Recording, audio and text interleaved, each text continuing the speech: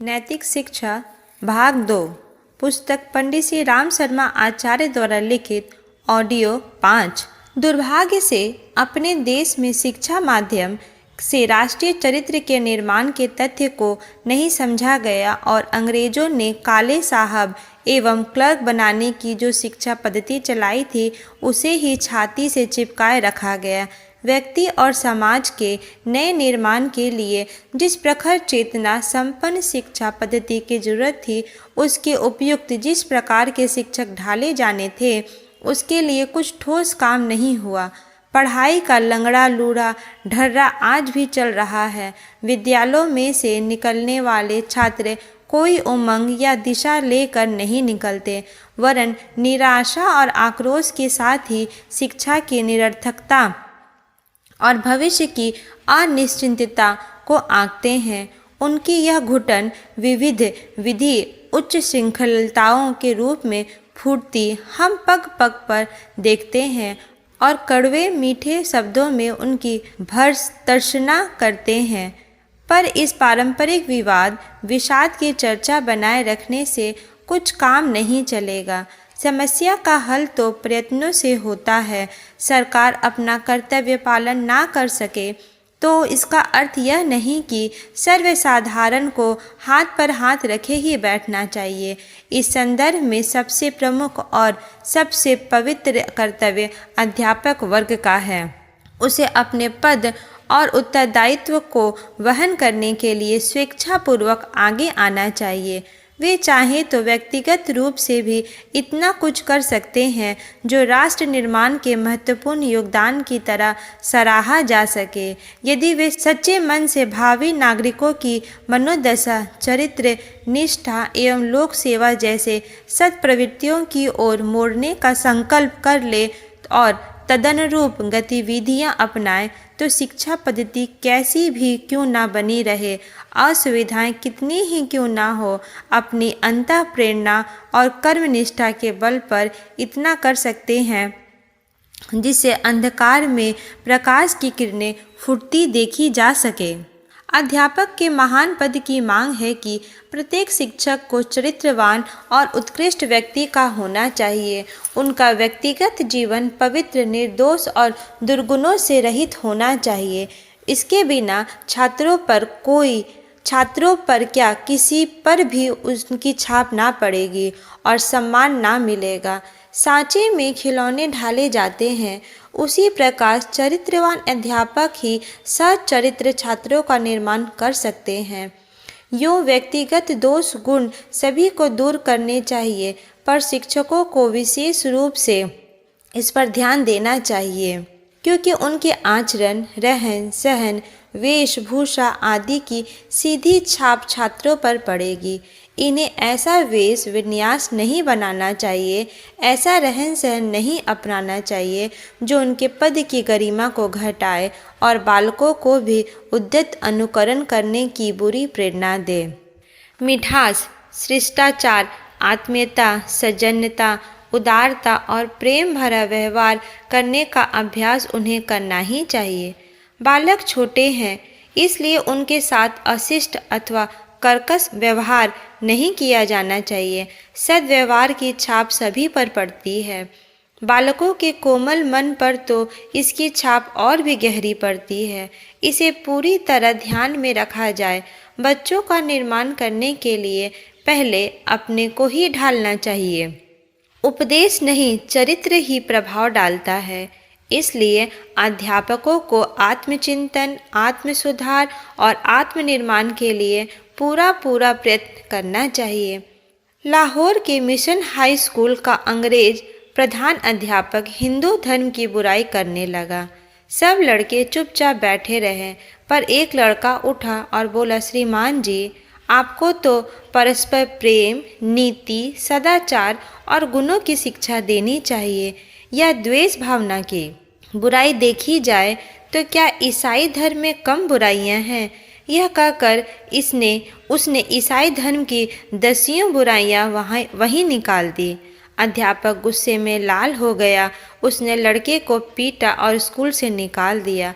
पर पीछे उसने अपनी गलती महसूस की और लड़के को वापस बुला लिया। यह लड़का दयानंद आर्य महाविद्यालय के संस्थापक महात्मा हंसराज थे। पाठ्य पुस्तकों में जो कुछ लिखा है उसी की उचित, बुद्धि संगत और भावपूर्ण व्याख्या करके इस प्रकार के निष्कर्ष समेत समझाया जा सकता है कि शिक्षार्थी पर चरित्रवान, उदार, शिष्ट, सज्जन और सेवाभावी बनने की छाप पड़े। यूँ इस प्रकार का शिक्षण भी एक कला है, पर उसे हर भावनाशील अध्यापक कुछ दिन में स्वयं ही अपने भीतर से विकसित कर सकता है। प्रश्न पहला, अध्यापक का दायित्व केवल शिक्षा देना ही नहीं है। इस कथन की पुष्टि करते हुए बताइए कि अध्यापक के प्रमुख कर्तव्य क्या हैं। दूसरा, छात्रों के गुण, कर्म, स्वभाव पर विद्यालय का प्रभाव सर्वाधिक क्यों होता है। 3, प्राचीन काल में शिक्षा पद्धति किन लोगों के हाथ में थी, उससे क्या लाभ हुआ। 4, शिक्षा को राष्ट्र निर्माता क्यों कहा जाता है। 5, अध्यापकों के प्रमुख कर्तव्य बताइए। 6, अध्यापक में क्या क्या गुण होने चाहिए। 7, अध्यापक का रहन सहन, सादा जीवन उच्च विचार पर आधारित क्यों होना चाहिए। 8, उपदेश नहीं, चरित्र का क्या प्रभाव पड़ता है, सिद्ध करें। 9, आत्मचिंतन, आत्म सुधार एवं आत्मनिर्माण से क्या समझते हो। 10, अध्यापन कला के आवश्यक तत्व बताइए। पर्दा प्रथा की अनीति। नर और नारी मिलकर एक पूर्ण समाज बनाते हैं। जिस प्रकार दोनों पहिए मिलकर ही गाड़ी चलाते हैं, उसी प्रकार गृहस्थ जीवन भी नर और नारी दोनों के समान प्रयत्न और पुरुषार्थ के से प्रगतिशील बनता और सुखी रहता है। संसार के समस्त सभ्य और प्रगतिशील देशों में यही प्रतीत होता है। दो बैल जिस प्रकार कंधे से कंधा मिलाकर काम करते हैं, उसी प्रकार नर और नारी एकजुट होकर अपने योग्यता और सामर्थ्य के अनुरूप पूरा पुरुषार्थ करके परिवार को सुख, शांति एवं समुन्नत बनाने के साधन जुटाते हैं। संसार की प्रगतिशीलता का यही रहस्य है। अपने समाज की कुछ विचित्र स्थितियां हैं। यहाँ नारी को घर की चार दीवारी के भीतर बंद रहने वाले कैदी की तरह जीवन यापन करना पड़ता है। उसको घर से निकलना, अकेली कहीं जाना, दूसरों से बात करना निषेध है। पर्दा प्रथा के कारण यहाँ स्त्रियों की स्थिति इतनी दयनीय है कि उनकी तुलना में पशु पक्षी भी अच्छी स्थिति में पाए जा सकते हैं। गाय, भैंस, घोड़ी, बकरी आदि खुले मुंह रह सकती हैं और मंदी या जोर की आवाज़ में चाहे जब बोल सकती हैं, पर यह सुविधा भारतीय नारी को प्राप्त नहीं है।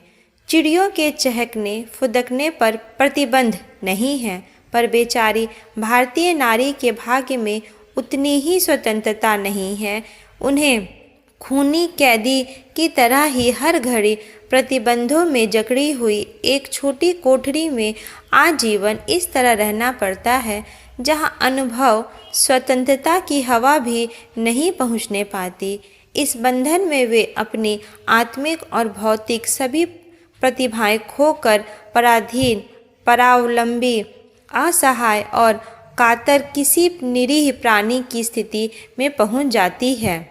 एक गांव का आदमी रोजगार के लिए कानपुर आया और नयागंज में रहने लगा। उसकी पत्नी घूंघट वाली थी। एक दिन सब्जी लेने गई तो रास्ता भूल गई। अच्छी खासी भीड़ जमा हो गई, पर पूछने पर उसने अपने पति का नाम ही नहीं बताया। वह वे उनके करती रही, पर नाम लेना उसे पाप बताया गया था, तो वह पाप कैसे करती। बड़ी मुश्किल से एक पहचान का व्यक्ति आया, तब वह सुबह की भटकी शाम को घर पहुंची। पर्दा प्रथा सर्वथा अभारतीय है। इसका प्रचलन अरब के उस रेगिस्तान प्रदेश में, जहां दिन रात रेतीली अंधड़ चलते थे और गोदी में बच्चों की आंखों में रेत घुस जाने का हर घड़ी डर रहता था, स्त्रियां अपना और बच्चों का मुंह ढके रहती थी। पीछे जब सामंती लूटमार में युवा महिला लूटी और गुलाम बनाई जाने लगी तो उसके आकर्षण को लेकर होने वाले पारिवारिक झगड़ों को देखते हुए ऐसा प्रबंध किया गया कि हरम में रहने वाली बेगमें और रखैले मुंह पर पर्दा डाल कर रहें ताकि उन्हें पाने के लिए कोई दूसरा सामंत झंझटा खड़ा न करे। भारत में जब मुसलमान आए तो वही सब उनके प्रभाव से प्रभावित लोगों ने सीखा। यहाँ भी बहु विवाह और सैकड़ों रखैले रखने की सामंती प्रथा पनपी और चंगुल में फंसी महिलाओं को हाथ से ना जाने देने के लिए इधर भी पर्दा प्रथा का प्रचलन हो गया। बहुतों ने इन अंधेरों के दिनों में पर्दा प्रथा में अपना बचाव और भला समझा और स्वेच्छा से उसे अपना लिया। आताताई शासक और उनके गुमास्ते खूनी भेड़िए की तरह सुंदर बहु बेटियों के लिए घात लगाए फिरते थे। ऐसे विपत्ति काल में अच्छा समझा गया कि पर्दा अपना कर किसी प्रकार अपनी आबरू बचाई जाए। अब वे परिस्थितियां नहीं रही जो कभी पहले थी। ग्रहण के समय चंद्रमा पर अशुभ छाया पड़ती है, उसे सदा बने रहना आवश्यक नहीं। भारतीय संस्कृति में पर्दे का भी कोई प्रचलन नहीं रहा। यहाँ के देवता और देवियों के मुख पर कोई ऐसी कालिक पुती नहीं होती है जिससे उन्हें अपना कलंकी चेहरा ढके रहने की जरूरत पड़े। बीच में आपत्ति काल ने इसकी व्यवस्था प्रस्तुत की होगी, पर अब वह भी कोई बात नहीं, जिसके कारण हमें अपने आधे समाज को नारी को पंगु प्रतिबंधित बनाकर असहाय की तरह भारभूत बनाए रखने का औचित्य सोचना पड़े। मध्य प्रदेश के एक गांव की बात है। एक भाई अपनी बहन को विदा कराने गया। विदा करा के चलने लगा तो भाई कुछ दूर आगे निकल गया। बहन अपने ससुराल में ही दिन भर चक्कर काटती रही। शाम को भाई बहन फिर घर लौटे तो पता चला कि पर्दे में रहने के कारण उसे अपने गांव की गलियों का ही पता नहीं था। प्राचीन भारतीय नारी ने हर क्षेत्र में नर के कंधे से कंधा मिलाकर सृजनात्मक कामों में योग दिया है। घर और बाहर समान रूप से उसका कार्य क्षेत्र रहा है। रोटी पकाने और बच्चा पैदा करने की मशीन तो वह इस अंधकार युग में बनी है। सदा से तो वह अपनी गौरव गरिमा द्वारा समाज के हर क्षेत्र में अपनी प्रतिभा के से चमत्कृत करती रही है और प्रगति एवं समृद्धि के लिए पुरुष के समान ही अपना योगदान देती रही है। संसार भर में आज भी उसका पुरुषार्थ वैसा ही उपादेय सिद्ध हो रहा है। एक समर्थ व्यक्ति के रूप में वह अपनी क्षमता और बुद्धिमत्ता का पूरा लाभ अपने समाज को दे रही है। पिछड़ा हुआ भारतीय समाज पर्दा प्रथा जैसी अनीतिमूलक मूर्खतापूर्ण कुरीतियों को अब भी छाती से चिपकाए बैठा है, जबकि उसके बने रहने का कोई आपत्तिकालीन कारण शेष नहीं रह गया। यह न अरब जैसे रेतीले अंधड़ चलते हैं और न अब स्त्रियों की लूटपाट खरीद फरोख्त होती है, जिसके कारण उन्हें लुकाने छुपाने की जरूरत पड़े। अब तो विवेकशीलता की कसौटी पर इसे एक विशुद्ध सामाजिक अत्याचार और व्यक्ति के जन्मजात ईश्वर प्रदत्त मानवीय अधिकार का हनन ही माना जाएगा। इस कुप्रथा ने हमारे समाज को अपंग बनाकर रख दिया है। बंदी की तरह एक छोटे कटघरे में रहने वाली नारी दिनों दिन शारीरिक एवं मानसिक दृष्टि से आसक्त होती चली जाती है। पुरुषों की तुलना में उसका स्वास्थ्य बहुत अधिक खराब है। प्रजनन के भार से उसकी बेतरह मृत्यु होती है। शिक्षा के अभाव में वह बालकों के उचित पालन पोषण, गृह व्यवस्था और पति का महत्वपूर्ण सहयोग करने में असमर्थ है। अनुभव के अभाव में परिवार की किसी बड़ी समस्या को सुलझाने में कोई योगदान नहीं दे सकती। पति द्वारा उपेक्षित या परित्यक्त कर दी जाए अथवा वैधव्य की विपत्ति सिर पर आ पड़े तो उसकी दयनीय दुर्दशा पत्थर को भी रुला दे सकती है।